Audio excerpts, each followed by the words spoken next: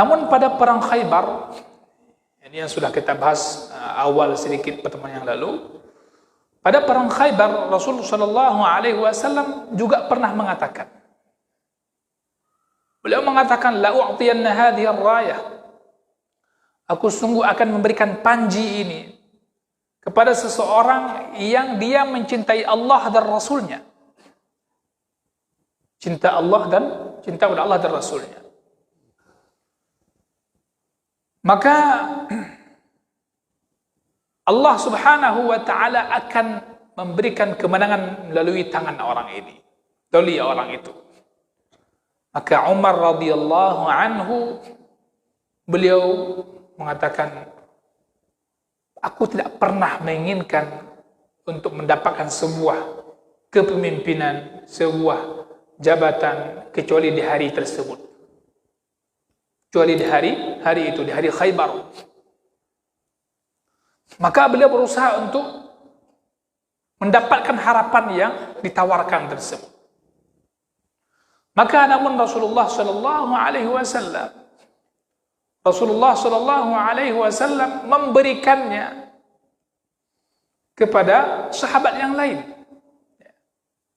Karena tadi Nabi mengatakan, aku akan memberikan panji ini, bendera ini kepada seseorang yang akan menjadi panglima, yang dia akan menjadi orang yang mendapatkan kemenangan dan perangan yang dipimpin ini.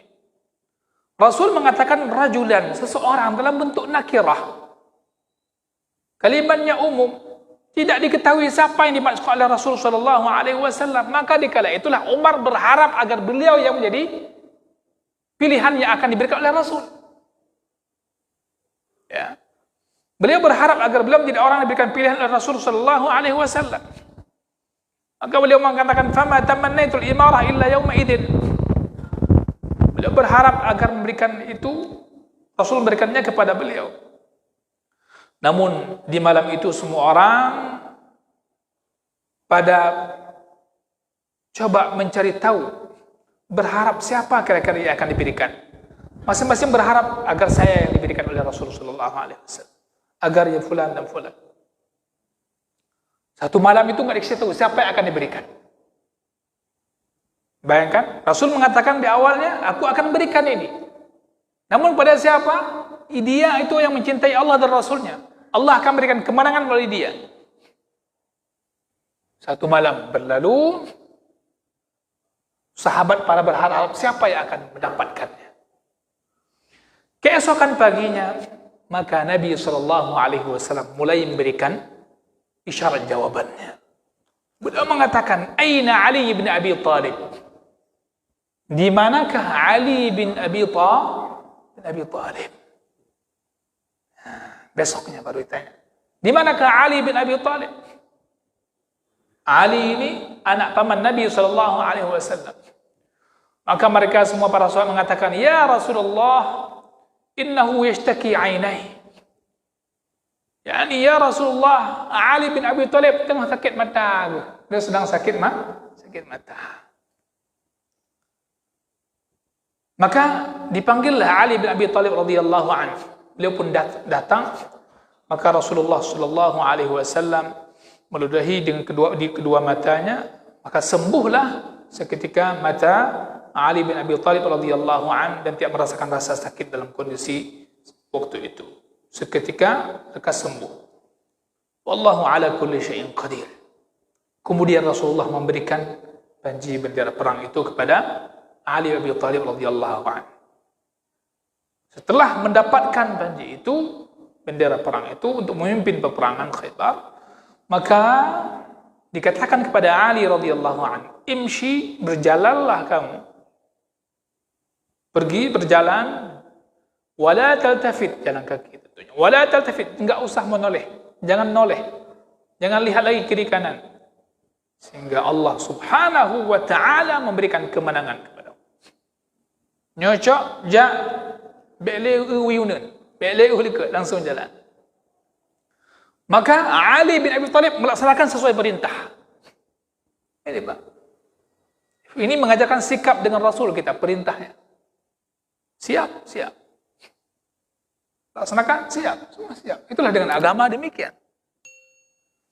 Maka Ali radhiyallahu an melakukannya. Ketika Ali baru berjalan beberapa langkah, berhenti. Akan tapi beliau tidak menoleh, karena Rasul mengatakan tidak boleh menoleh. Ini Pak dikaji luar biasa oleh orang-orang pakar di bidang ini. Ya. Rahasia semua di sini. Jalan, jangan usah menoleh. Maka dia pun ketika berhenti tidak menoleh. Karena Nabi SAW mengatakan demikian. Maka dia pun mengatakan dengan suaranya yang tinggi, "Ya Rasulullah," tanpa menoleh. "Ya Rasulullah, ala madza uqatiluhum?" Coba lihat. Tanpa menoleh, dia mengatakan kepada Rasulullah, "Ya Rasulullah, aku memerangi mereka atas dasar apa ya Rasulullah?" Ya. Untuk apa aku memerangi mereka? Ya. Ini bukan sembarang. Maka Nabi SAW mengatakan kalimat yang agung sekali, itu kalimat tauhid. Qatilhum hatta yashhadu an la ilaha illallah wa anna Muhammadar Rasulullah. Ya. Ini Khaybar, ini peperangan dengan Yahudi. Coba dibaca nanti lagi sejarah perang Khaybar. Tadi Uhud sudah selesai, ini musyrikin. Ini Khaybar. Maka Rasul mengatakan, kamu memerangi mereka sehingga mereka bersyahadat la ilaha illallah Muhammadur Rasulullah untuk meninggikan kalimat Allah. Ini kalimat yang agung. La ilaha illallah Muhammadur Rasulullah, kalau seandainya ditimbang dia langit dan bumi, maka menjadi kalimat la ilaha illallah ini menjadi hal yang paling berat timbangannya. Kalimat ini yang menjadi orang beda status, yang belum menjadi kafir jadi muslim. Maka setiap orang masuk Islam itu mu'allaf. Kita perhatikan beberapa waktu lalu di Arun ada beberapa orang masuk Islam, istiqamah itu. Jadi ucapan yang pertama adalah kalimat syahadah, asyhadu an la ilaha illallah wa asyhadu anna Muhammadan Rasulullah. Rata-rata orang kita kalau Melayu itu mudah ucapin itu. Sama dengan orang-orang orang-orang Nasrani, orang-orang Yahudi yang ada di Arab. Mudah ngucapinnya. Tapi kenapa nggak ngucapin dulu? Tahu resikonya. Kalimat ini adalah kalimat penentu, pembeda antara kita sebelumnya kafir menjadi muslim. Yang susah biasanya orang-orang yang etnis tertentu yang memang harus dibetulkan, susah, sulit mengucapkan Allah aja sulit. Asyhadu, asyhadu, asyhadu, asyhadu, asyhadu. Maka dalam mentalkinkan syahadat ini tidak perlu harus cepat-cepat. Satu-satu pun nggak apa-apa. Asyhadu an la ilaha, boleh. Nggak harus seperti kita yang udah lancar mengucapin. Baik, ya. Inilah pintu Islam dikatakan. Pintu Islam. Fa'idha fa'alu dhalik, kata Rasulullah, apabila mereka ketika dalam peperangan itu melakukan itu, mengucapkan dua kalimat tersebut, maka telah terhalangi ya darimu darah mereka, harta mereka. Jadi Islam itu ketika mengatakan perang itu bukan bunuh, Pak. Coba lihat sistem lain yang dibuat oleh hari ini di dunia ini. Di mana saya tempat kaum muslimin yang mereka datang, dibunuh. Dalam Islam itu ada fikih dia, fikih jihad. Kalau kita kenal belajar fikih taharah, fikih salat, fikih zakat, fikih haji, kan ada? Dalam kitab fikih itu sampai fikihnya itu ada fikihnya. Inilah indahnya Islam. Maka enggak usah heran kenapa kadang dalam sedang berperang itu ada yang masuk Islam. Sedang berperang, berhadapan kaum muslim baik dulu maupun sekarang, maupun masa yang akan datang. Maka Nabi mengatakan kalau seandainya mereka mengatakan la ilaha illallah Muhammadur Rasulullah, sudah terlindungi darah mereka, enggak boleh diganggu. Maka dulu kan ada sahabat yang mengira ucapan yang mereka ucapkan itu oleh orang musyrikin di dalam peperangan, tiba-tiba udah mau dibunuh, berhadapan dengan pedang yang sahabat yang mulia ini, dia mengatakan la ilaha illallah, tetap dipenggal lehernya. Nabi marah. Marah. Sahabat merasa menyesal sekali, kesalahan yang sangat besar sekali. Sampai Nabi mengatakan, apa kamu tahu isi hatinya? Karena sahabat ini coba membela diri dan mengatakan, ya Rasulullah, dia ingin berlindung dari pedangku. Nggak ada urusan itu. Nggak ada urusan. Ketika dia mengatakan itu, maka terlindungilah darah, harta, semua yang terlindungi. Ya. Belum lagi kita bicarakan dalam Islam itu, nanti ada perempuan, ada anak-anak, tidak boleh diganggu dalam peperangan. Itu dalam Sahih Muslim, itu antara ijma' para ulama. Mulia sekali ya Pak. Maka makna uqatil, memerangi, bukan berarti membunuh. Belum tentu membunuh. Ya. Ada adab. Islam ini di mana-mana ada adabnya Pak. Kita masuk WC aja ada adab. Begitu juga dalam hal-hal yang lain. Ya. Hadirin yang saya muliakan, maka di sini disebutkan apabila mereka sudah mengatakan kami bersaksi tiada Tuhan berhak disembah yang benar kecuali hanya Allah dan Muhammad itu Rasulullah, fa innahum la yuqatalun, mereka tidak boleh lagi diperangi. Dilindungi darah mereka, harta mereka. Ya, artinya kecuali dengan hak la ilaha illallah.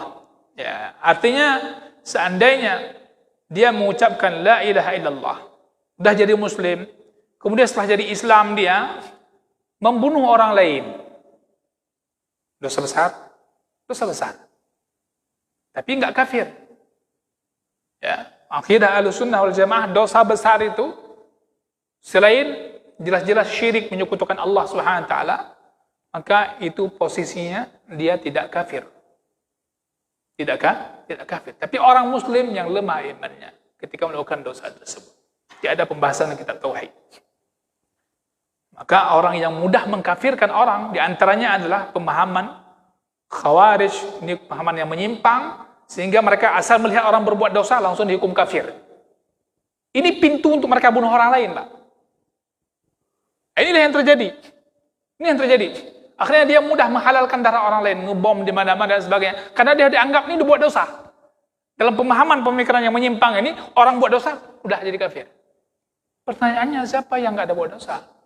Dosa besar, semua orang bisa saja kena. Maka Islam membagikan dosa-dosa itu punya tingkatan-tingkatan. Hadirin saya muliakan. Maka disinilah penting kita memahami agama, belajar Quran dan hadis Nabi SAW dengan hati-hati, dengan benar, tidak boleh ceroboh, tidak menggunakan perasaan dalam menghukumi sesuatu. Oleh karena itu, Nabi SAW di sini mengajarkan kita, ucapan la ilaha illallah bukan sekedar ucapan. Dia punya konsekuensi. Ucapan itu punya konsekuensi. Yang kita ucapkan dengan lidah kita. Dia mesti ada yang mesti diteruskan setelah la ilaha illallah. Maka sebahagian salafus saleh menyebutkan bahwasanya Nabi SAW pernah mengatakan, miftahul jannah, kunci surga itu la ilaha illallah. Itu kunci surga.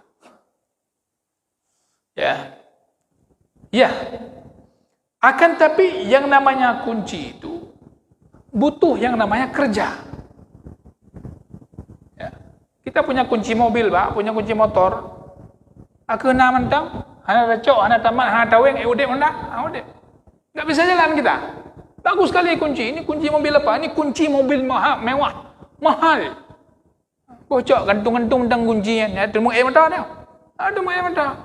Tak bisa kemana-mana, kan cuma gantung-gantung kunci kemana-mana. Kunci itu mesti dipakai. Pakai kunci itulah kerja namanya, amal, ibadah. Maka sebagaimana kunci dia membutuhkan kepada gigi-gigi kunci. Nah, tentu tukang kunci lebih paham. Gigi-gigi kunci itu. Maka begitu juga dengan la ilaha illallah yang kita ucapkan. Dia butuh kepada gigi-giginya agar berfungsi kuncinya. Nah, kalau enggak tidak akan terbuka surga tanpa kita gunakan kunci dengan baik dan benar. Kemudian Nabi SAW ketika mengatakan illa bihaqqiha, kecuali dengan haknya. Ini mencakup segala sesuatu yang bisa menjadi kufur seseorang bersama la ilaha illallah kalau dia enggak jaga baik-baik. Maka dalam Islam dikenal ada namanya nanti bisa murtad. Murtad ini kan sudah berlawanan dengan kunci tadi la ilaha illallah yang kita ucapkan di awal. Maka seseorang yang melakukan perbuatan yang menjadikan dia kafir kepada Allah, kafir kepada Rasulnya sallallahu alaihi wasallam, maka kunci tidak berfungsi. Inilah di antara yang terjadi pada orang-orang munafik di zaman Rasul sallallahu alaihi wasallam. Mereka adalah orang-orang yang mengatakan juga la ilaha illallah. Ya. Tapi kenapa Allah Subhanahu wa taala mengatakan orang munafik dan orang kafir di neraka jahanam satu tempatnya? Ini karena munafiknya nifaq i'tiqadi, munafik keyakinan. Dia hanya menampakkan keislaman lahiriahnya, namun dia menyembunyikan kekafirannya. Ini enggak berfungsi la ilaha illallahnya. Namun tetap Rasulullah mengajarkan kita, sebagaimana hidup beliau dengan para sahabat waktu itu, dan ada orang-orang munafik di zaman itu, tetap diajarkan kita hanya menghukumi orang secara lahiriahnya. Lahiriahnya. Namun waspada, Rasulullah selalu memberikan peringatan terhadap bahayanya kemunafikan. Rasulullah berikan peringatan itu, sehingga para sahabat sangat takut. Sebagaimana Umar radhiyallahu an sampai datang untuk mencari tahu apakah aku termasuk munafik atau tidak. Itu Umar. Abu Bakar termasuk orang yang sangat takut kalau dirinya ada kemunafikan. Hanzalah sang penulis wahyu juga sangat takut kalau dirinya termasuk orang munafik. Artinya makin takut orang kepada sifat munafik itu makin menunjukkan kualitas imannya bagus. Ya. Hanya orang yang imannya baik dia yang paling sangat takut kepada munafik, sifat nifaq. Sedangkan orang munafik dia merasa nyaman dengan kemunafikannya. Nah, ini ada pembahasan. Maka para sahabat ada yang datang pada Nabi dengan bertanya hal itu, apakah aku munafik atau tidak? Itu di antara fenomena yang kita sampaikan, la ilaha illallah tidak berfungsi ya tanpa ada keimanan yang benar. Insyaallah nanti akan kita sampaikan lanjutan hadis ini di akhir bab ini, illa bihaqqiha, sedikit lagi. Di antaranya adalah kisah orang munafik hidup di zaman Rasulullah sallallahu alaihi wasallam namun tidak berfungsi la ilaha illallah. Ini mesti kita waspadai. Barakallahu fikum. Subhanakallahumma bihamdik asyhadu an la ilaha illa anta astaghfiruka wa atubu ilaik. Wassalamu alaikum warahmatullahi wabarakatuh.